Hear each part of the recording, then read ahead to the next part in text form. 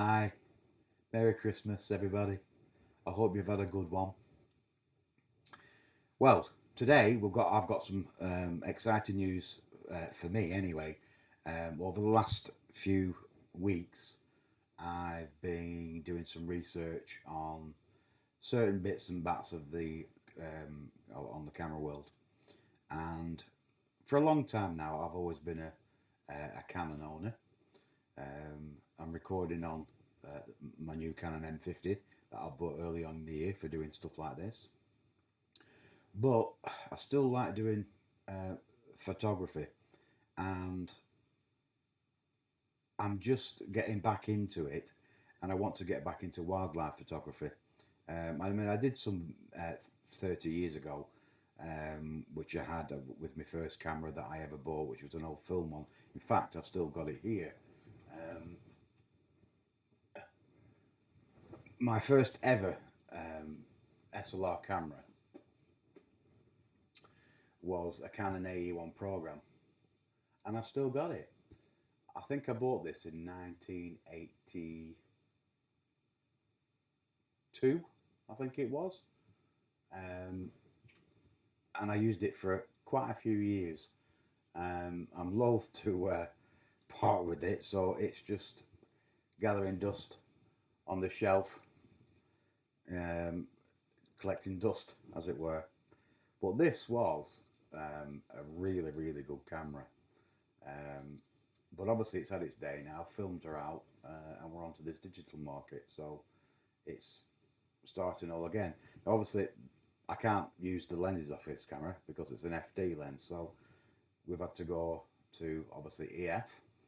And every camera I've bought since then, it's been a Canon with EF lenses, and now I can interchange all my lenses onto all the cameras that I own. So that was really my start in the photography world.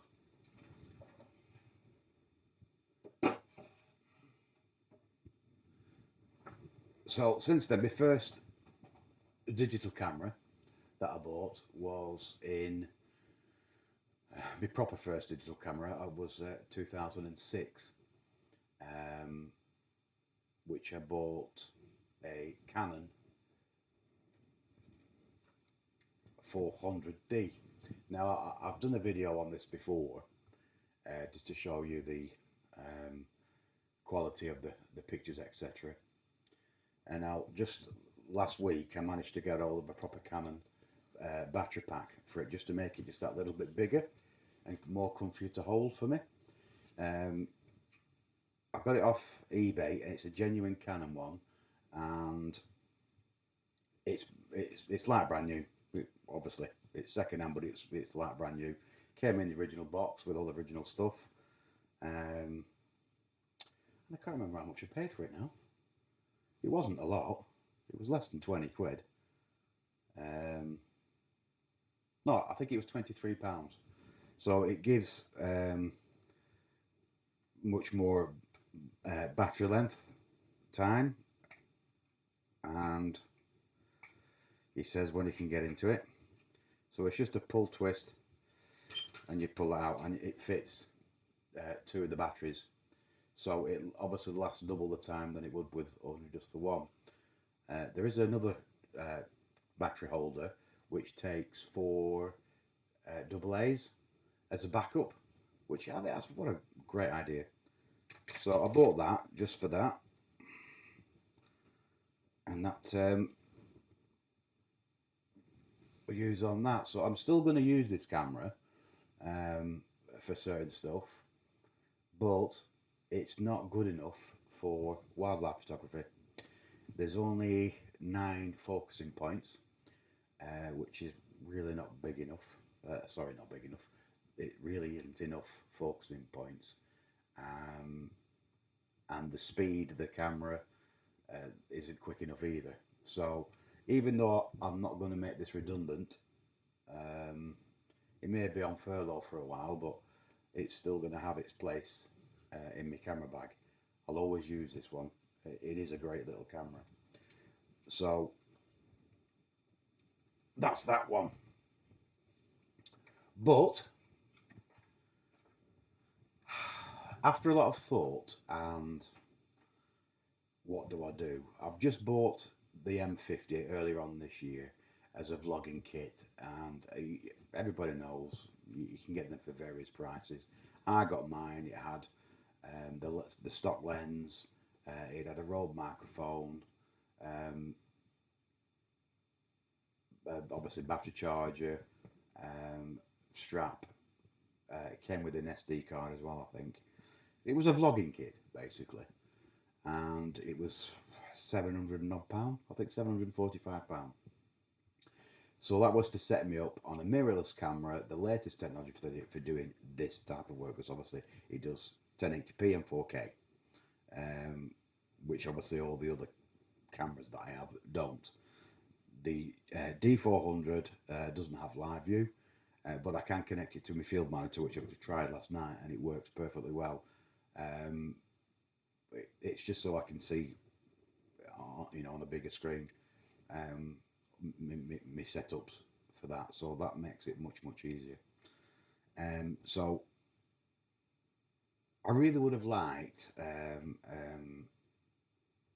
7D Mark II, because it's got 46 focusing points, 20 odd megapixel, and it's really what a lot of the professional wildlife photographers use. So it must be a good camera. Now I know you can use the M50, but there again, it's not quite as good as obviously the 7D Mark II.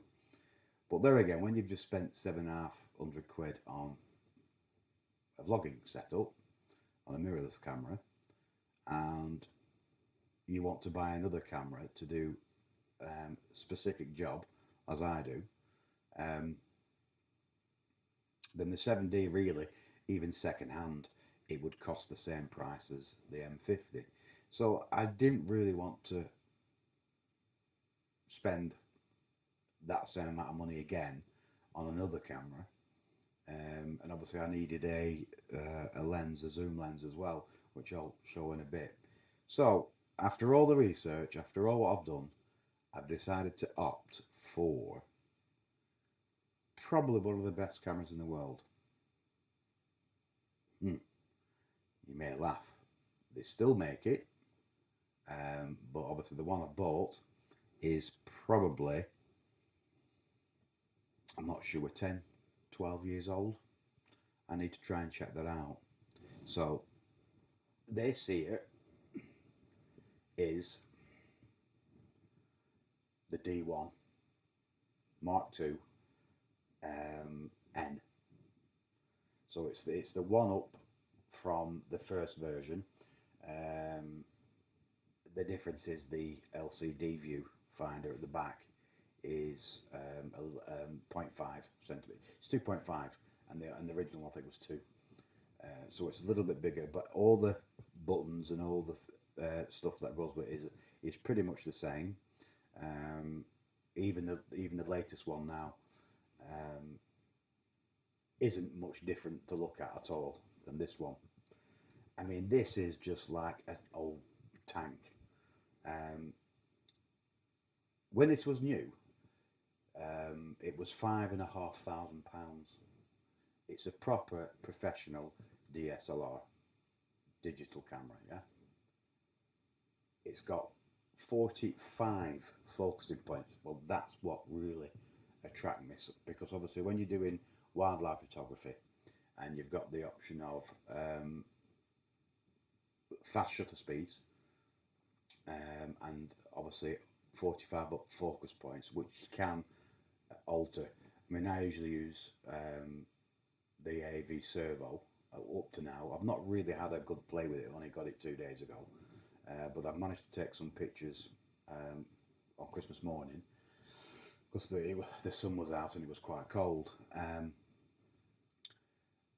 But I don't know what to. I can't believe the quality, the functions on it. Yeah, the functions aren't as good as the M50. And the M50 is the touch screen. You can adjust things. If you can be bothered to learn about how the buttons work and what buttons to press to change the settings, etc., then you'll get along fine with it. Now, I've only had it, like I say, for 4 days, and I've started going into it. I've read a little bit on the instruction manual, some videos, um, to learn what the functions do, what buttons do what. I mean, most of it is self-explanatory, but there is a lot of buttons to press, and it is a little bit daunting at first. But this, a £5,500 camera, and I bought it off eBay from a lady in Bacup, which is about 20 minutes drive from me. Um, Brand new. There's not. There's one little mark on the top here where, but even then you can't really see it. But everything's perfect. The LCD's perfect. Everything works on it. The battery's charged and hold the charge, which I was quite surprised. Um, the only thing I did when I first got it was I cleaned the mirror because the mirror was a bit dirty. It had some dust on the viewfinder at the top, so I cleaned all that out. But the sensor, I can't see a mark on it. I had a look last night, and the sensor's absolutely mint. So I can't find a fault with that either. But it's just like I can't believe £235 I paid for a £5,500 professional camera. So I'm actually quite chuffed to bits, really. Um, and what I've taken with it at the minute, even though I'm still learning how to use it, I actually got some good results. I'll try and put some on this video if I can later on at the end. But it's quite heavy actually as well. But it's brilliant. There's two cards. Um, there's you just open it up there. It takes flash card. I've got a gigabyte on there. Also, it takes a SD card. So it takes both cards. That's 2 gigabyte. Now you may be wondering, that's a bit low for this stuff, but it's not. This is only a 8.5 million pixel. So you think, well, why would I want to buy that? Well, if you think about it, we're all getting bamboozled with all this new technology, yeah. Like I say, when I came out with it with this one, I went like 10,000 pixels, 10,000 million pixels.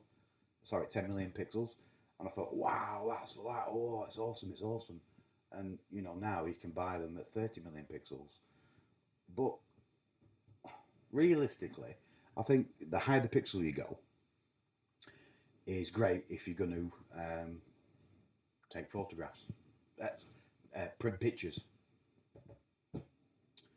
So obviously, the more pixels you got, the bigger the picture you can go. But as far as image quality, yes, you'll always see a bit better image quality. But because I've owned the 400D, and that was 10 million pixel, and obviously the 1D is a little bit older than that, at 8.5 million pixels. I thought, what's the image quality going to be like, really? Anyway, I've took some photos with it, and I can't really tell. There's no.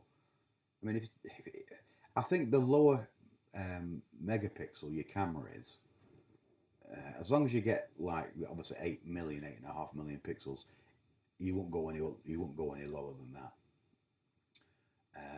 But what you'll find with the older cameras is they're a bit more forgiving. If you happen to have a lens that doesn't have image stabilization, you'll always find that it'll be more forgiving if you've got a little camera shake. You pick your camera to do something quick, and you've just like click, click, click, click, click. It's a bit more forgiving than these new mirrorless cameras. With the megapixels, you know, 20 million, 30 million pixels. And the difference is that the 8 million pixel is, if you look at a pixel, it's probably that big. And on the 20 million pixel plus or whatever, they're much smaller. So basically, it will pick up every little movement you make on the more pixels that you have. So in some respects, for me doing wildlife photography, I had to take that into consideration. Even though the lens I've got for it is two stage uh, two stage stabilization, it probably won't affect me that much, but it would on the M50. So if I'm doing some video in with my um, zoom lens on it, my telephoto lens, and it's at the maximum, and I move it too quickly or radically, it will be a really bad picture because the pixels are that small. It's going to pick up every little movement. As obviously with the D1, it won't. But there again, the D1 doesn't take video, but takes pictures. But it's the same effect. You know, when you press the shutter, you know, it's literally putting stuff onto your sensor. So that's one of the other reasons why I bought it. I wasn't really too concerned about how many pixels it had because I know that obviously then in 2000, and I think it was 2008, the N came out. So it's not the one I bought it. I don't think it's a 2008 version. I think it's 2000, maybe 10, 11. So it is, you know, obviously 10 years old or more. Um, I wasn't bothered at all. Knowing what my D400 can do, D400, me 400D can do. I wasn't too concerned about my D1. I just knew that it would do a better job than my M50, my 400, wildlife. I mean, don't get me wrong, M50 is very capable, um, but it's not quite on the button as what this camera is. I mean, this is a mid-range camera, yeah. It's built to take video, stills, and you can, you know, you've got frames, flips, and you've got all sorts of gizmos that you can do on that camera, yeah. And it will always give you some good results. But at the end of the day, it's a £400-500 camera. You know, this D1 is a professional camera. So everything about it, the build quality, reliability, is going to be far superior than any mid-range digital mirrorless camera out there. I would say is, I mean, obviously, I can tell you that's fact because obviously that's over 10 years old and it's working perfect and it takes wonderful photos. So, as a secondary camera, um, I think I've probably bought the best camera I can do it on, and for £235, it's like, what? So, yeah, if anybody out there wanted to buy a really good camera and is not bothered about all the millions of megapixels, it doesn't always give you the best picture quality. You know, when you're using a camera, we all know that the easier it is to use the camera, yeah, you will get decent photos, but it, using a camera properly, it's not the camera that's doing it, it's you and what you see. So the brain of the camera is your eyes, not how many megapixels it can do, apart from, you know, being able to you know, give you good quality photographs. So for me, I just think it's brilliant, um, and I can't wait till the weather picks up and I get some better light and I can get out there and use it properly. Like I said, I only got it on Wednesday last week, so I used it on Christmas Day because I got some birds coming to the garden, and I just thought I'd just zap a few, and the results, you know, are really really good. So I bought that, and to go along with it,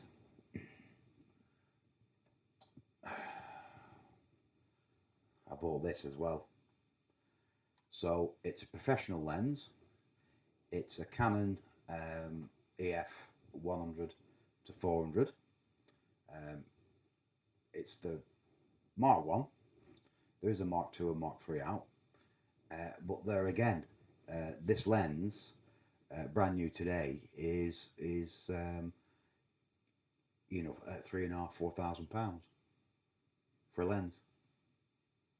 And there again, it was off eBay, um, and it's like brand new. There is not a mark on the optics, not a mark on the body. It's been really well looked after. Everything works perfect. And it came with all the original stuff, obviously lens cover, which you can take off. The optics on this are, unbelievable. This is one fantastic piece of kit. This matched up to my D1 is the best setup that you can own, I think, on a camera. So if anybody's out there looking to do some wildlife photography, can't afford, the 7D Mark II, which you'd need, or the R version, the USR, they're all £5,000 cameras, and they will give you, excellent benefits with the easy of use. There's no hardly any buttons to use. You can use the LCD screen to change your settings, etc., etc. Which, yeah, it is easier. But once you've set up on the D1, you can have your functions on your custom functions, where you can set custom functions for your settings that you want to use. So rather than having to go through lots of button pressing and changing, once you set it up 2 or 3 custom functions, it's one button. You just press that button and it remembers your and it remembers your custom functions. I mean, same with these. These do that, but when you're out there in the field and you need to be quick, then you don't want to be spending 5 minutes pushing button functions and working out how do I do that, how do I do that, and then by that time the image that you want to take is gone. So that will come in use too. So, but this is it's got a switch on it, obviously manual autofocus. Next to that, it's got a distance. So if you're doing some close-up work, you flick a switch to 1.8 meters, so you can do a little bit close up. And then obviously when you zoom out, it's 6.5 meters and above. So 1.8 meters and 6.5 meters on that. You've got image stabilization. You've got modes 1 and 2, and on and off. Yeah. So mode 1 really is just for standard stabilization. So it gives you a bit more stabilization on your horizontal. And on stabilization 2, it's a bit more faster. So it up and down, left and right. So for handheld, when you read all the reviews and all the comments about you should switch your stabilization off when it's on a tripod. Not always true. It's a thing you've got to try yourself. But whether you're on a tripod, because on a tripod with a fluid head or a ball head, you are moving your camera. Especially if you're videoing, you're going to be moving it like this, yeah? So put your stabilization on, because you will benefit. And there's a ring here that you just unloosen, which is a part of the focusing ring, and it just allows you to push and slide. So it's like to 400. So you can get it to, if you want to set it at 250, pull it down and lock it, and it'll stay there and it doesn't move. Yeah, same, unlock it slightly, 400, 350, 200. So you can do it at 200 mil and lock it and it stays there. But there again, it's an L series lens. This is the professional lens series. I was just looking before, the 600 version of this. It's 12,000 quid. 600. But I do have a teleconverter. So I can 2 times this. Well, I can 2 times it with any of my lenses, even though it will reduce the f-stop a bit. And might need a brighter sunlight day. But I have a converter, so it goes from 100, 400 to a 200, 800. So I've got 800 millimeters. So at least I know with a converter on this lens, it's going to be absolutely fantastic. So there you go. That was a bit more expensive than I would have liked to pay. I was trying to get one for about £500, but I couldn't. They're either really heavily used, not so good condition, and I didn't really want to go down that route because no doubt it'd end up at the Canon repair shop with something slightly wrong with it or something after no time. So you find that the better ones on eBay do go for a bit more money, but most of them at these in good condition they are going for 700 quid, and then you're into the Mark II version, or Mark III version, which is obviously going to be a bit more, but it's going to do the job for me. I can't complain. This is one heck of a system. These two marriage together is going to be absolutely brilliant to use, and I can't wait to get a good full day out there when the weather's nice enough. So there you go. That's my little praises I've treated myself to in the last few days. Now, one more, if you just excuse me. Obviously, this didn't come with a lens, it just comes with a body. Even when you buy it new, they just supply the camera, no lenses, no nothing. Now, obviously, my 400D it takes EF lenses and EFS lenses. So the standard 50mm lens I got with that was an EFS lens. Well, that's no good for this because this will not take EFS lenses. And if you try and put one on, I don't think it'd fit anyway. I've not tried that. But if it did fit and you press the shutters button, you're probably going to wreck it. So it will not take EFS lenses. So I've had to buy a standard stock lens, if you will. And I managed to get hold of this Canon Nifty 50. I'm sure you've all heard of them.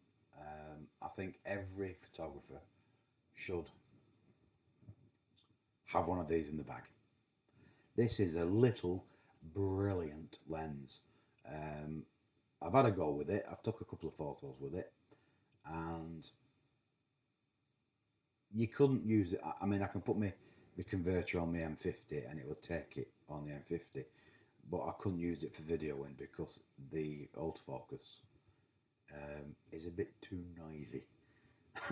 So I couldn't really use it. It's not a silent focus, so I wouldn't be able to use it on there. But like I said, I've not bought it for videoing. I've bought it for just everyday photography. And if I put the converter on the speed booster, it goes to, I think it said 1.3. Yeah, it was an f-stop 1.3, so that's really, really wide open. So I'm assuming at dusk it will allow a load of light in still, and it'll be like daylight. If I tweak the ISO a bit, obviously. But this is, like I said, every photographer should have this in the bag. I took 3 or 4 pictures of it with it other day. On the M50, I think. Yeah, I used it on the M50. And the quality of the image is really good.